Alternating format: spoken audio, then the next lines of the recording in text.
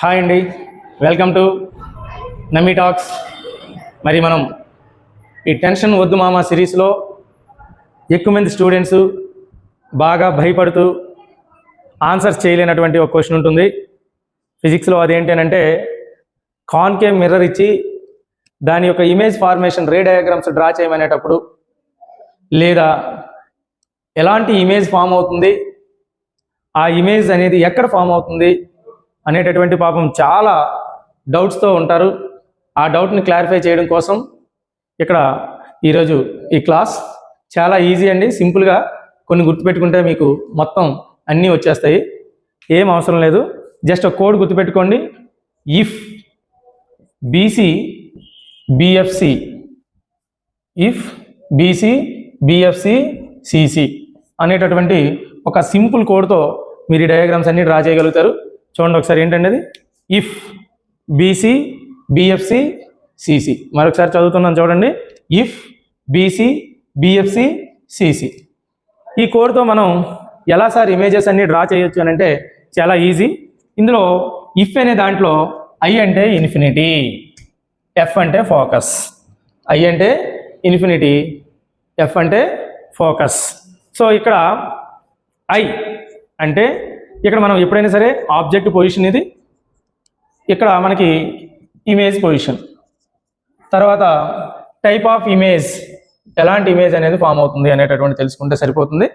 So ఇక్కడ first చెప్పింది ఏంటంటే ఇఫ్ బీసీ బిఎఫ్సి సిసి. ఇక్కడ మనకి ఐ అంటే ఏంటంటే మనం అనుకున్నది ఇన్ఫినిటీ, అంటే ఆబ్జెక్ట్ ఎక్కడో ఇన్ఫినిటీ దగ్గర ఉందనుకోండి, దీని యొక్క ఇమేజ్ ఎక్కడ ఫామ్ అవుతుంది అంటే ఫోకస్ దగ్గర ఫామ్ అవుతుంది. అదండి ఇఫ్.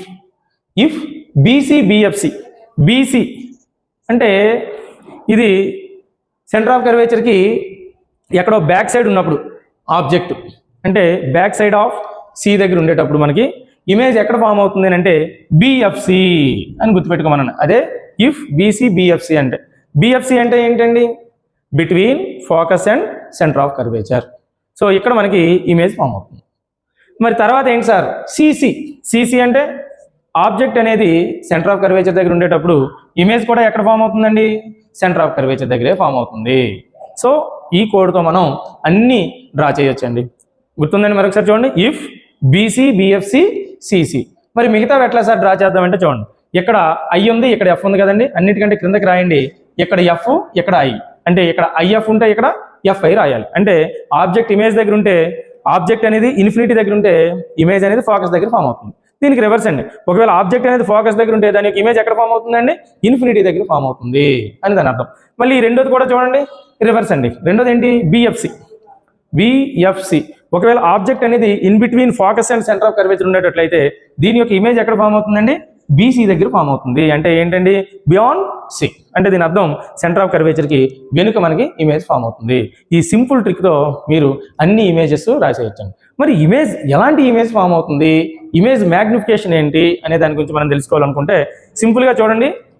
ఐఎఫ్ దగ్గర, ఎఫ్ఐ దగ్గర ఇది హైలీ డిమినిష్డ్ అండి, హైలీ డిమినిష్డ్. ఈ క్రిందన ఇక్కడికి వచ్చేటప్పటికి హైలీ ఎన్లార్జ్డ్, హైలీ ఎన్లార్జ్డ్. చూడండి ఇక్కడ మనకి ఇమేజ్ ఏమో హైలీ డిమినిష్డ్ ఫస్ట్లో.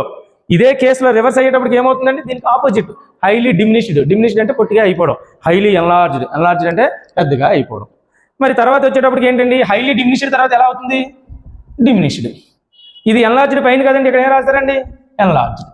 చూడండి ఇక్కడ హైలీ డిమినిష్డ్ నుండి డిమినిష్డ్కి వచ్చింది, ఇక్కడ హైలీ ఎన్లార్జ్డ్ నుండి జస్ట్ ఎన్లార్జ్డ్కి వచ్చింది. అంటే ఇది పైనుండి కిందకి వెళ్తే ఇక్కడ నుండి మనం కింద నుండి పైకి వెళ్ళాలి.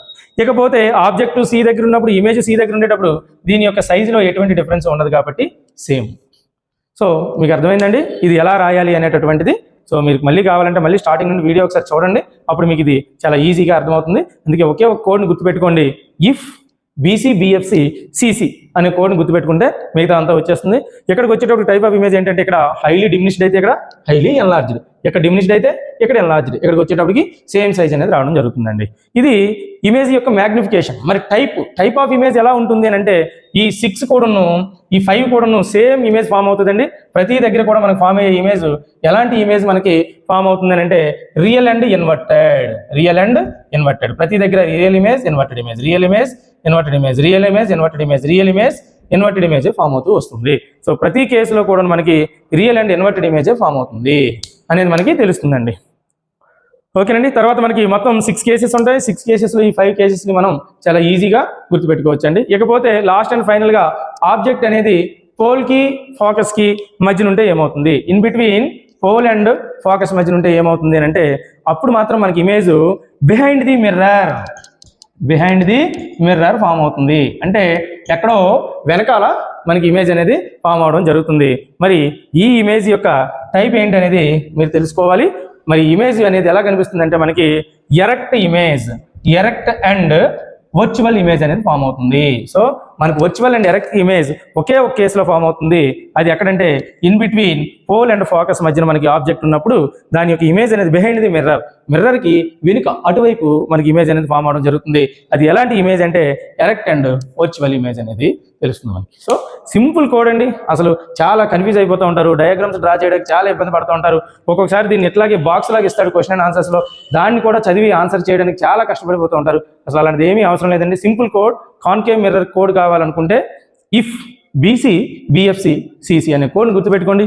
ఇఫ్ బీసీ బిఎఫ్సి సిసి అనే కోడ్ గుర్తుపెట్టుకుంటే మిగతావి ఈ ఇఫ్ అనే దాన్ని ఇక్కడ రివర్స్లో రాయండి, బీసీ బిఎఫ్సి అనే దాన్ని కూడా రివర్స్లో రాయండి. ఇక్కడ హైలీ డిమినిష్డ్ అయితే ఇక్కడ హైలీ ఎన్లార్జ్డ్, ఇక్కడ డిమినిష్డ్ అయితే ఇక్కడ ఎన్లార్జ్డ్, మధ్యలోకి వచ్చేటప్పటికి సేమ్ అన్ని కూడాను real and inverted images form అవుతాయి.